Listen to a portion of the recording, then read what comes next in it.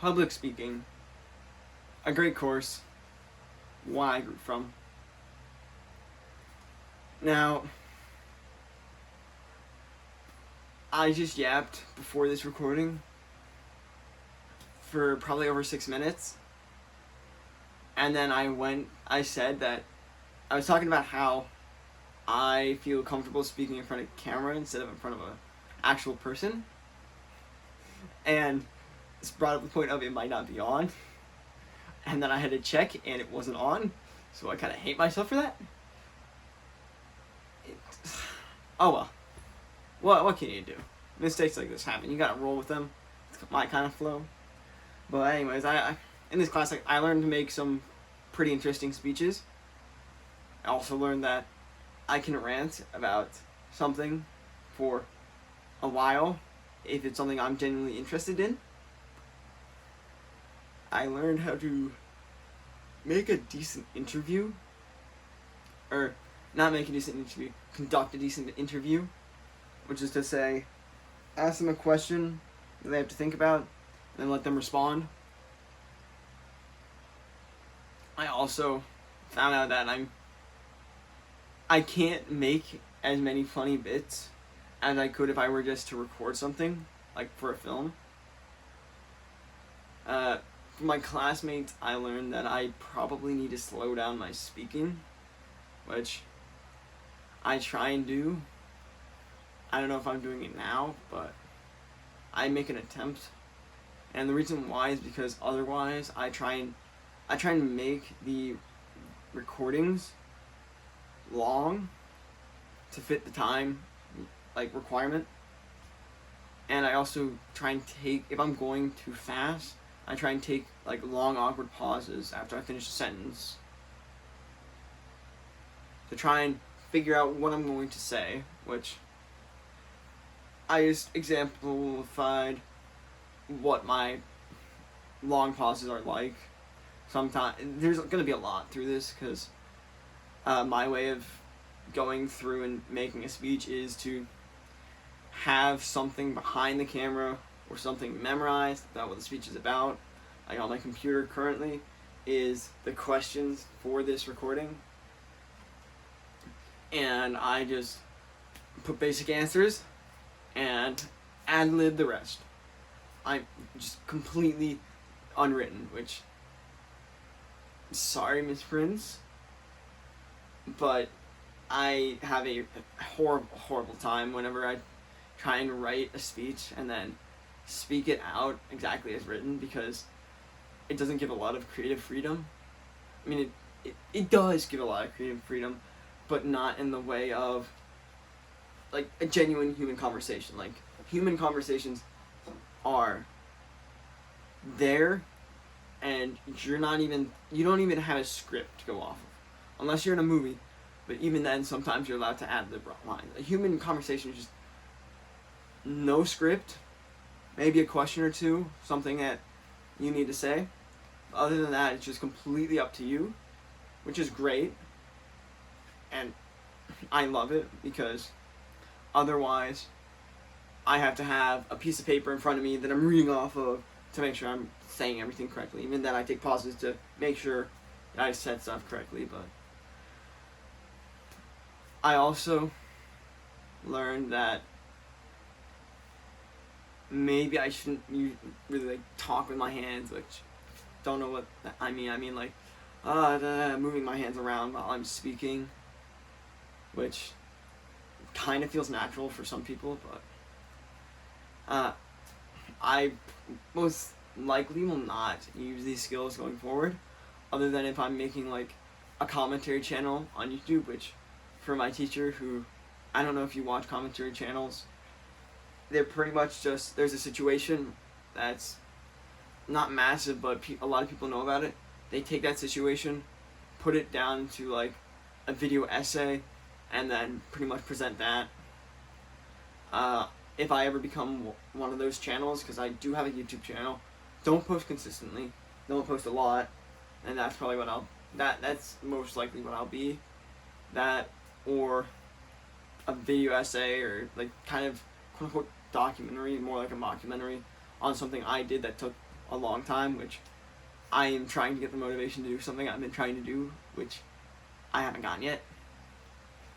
But I will probably not speak on anything because, like I said before, when I speak, I rant, and I only rant on stuff I find interesting, like genuinely interesting. Like, I've been me and my friends joke about some of my things I rant about being ADHD addictions, which I don't know, not diagnosed. My parents claim that I'm not, so I don't know. I'm going to work on improving self confidence when speaking, because in all of the past 3 recordings I've done, which have been all in front of someone and directly reading off the script, I have to sit behind the camera before I start it for 2 or 3 minutes, just hyping myself all right, I can do this, and I'll look at the script just to make sure, and I'll hype myself up some more and look at the script for just a little bit, because I'm not. I have this weird thing where, when I'm going up to do something, my brain is constantly thinking. Only if I'm in front of someone. If I'm in front of a camera, I just convince myself that no one's gonna watch it, or it's not on, which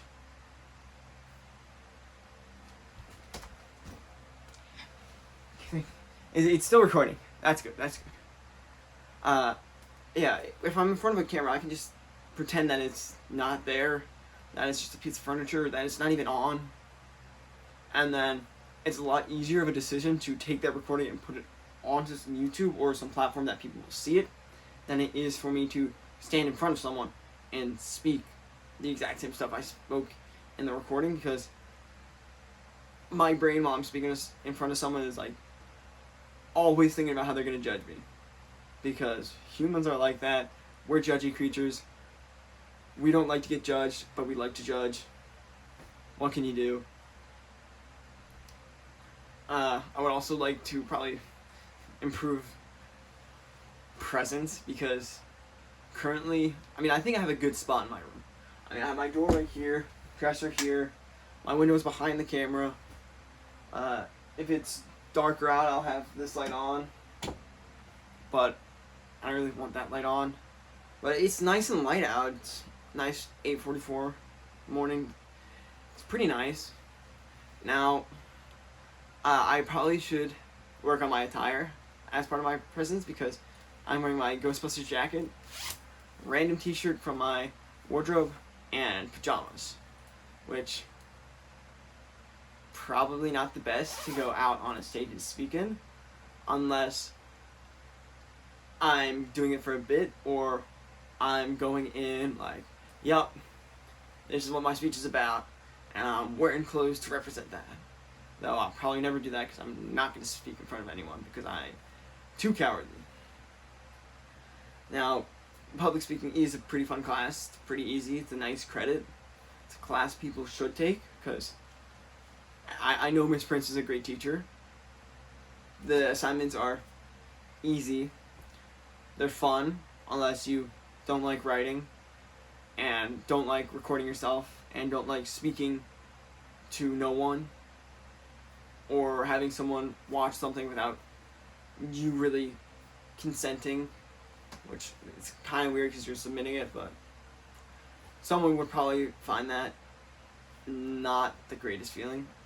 But public speaking, other than that, it's a class, and other than classes that practically teach you stuff like welding, a trade, canoeing, sailing, one of those teach you stuff through practical application, and that you learn that.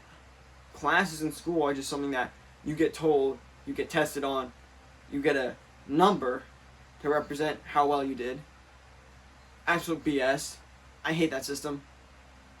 It doesn't show your actual psyche. I don't know, your actual how well you're learning the topic. It doesn't show it, because it's just stupid, and you're not able to test any other way, because what you're learning about World War II. What are you gonna go out and like role play it? No, no one wants to role play because that's just weird. But other than that, classes are just a place to meet friends, or honestly, I think hang out with friends. Because while some teachers are really like, this is a class, you shouldn't be having fun, blah blah blah. Classes are kind of there for you to meet people. Like in my history class, I know I'm not gonna learn history. I'm gonna do the assignments and get a passing grade, like I've done for every other class, which honors history I was not ready for.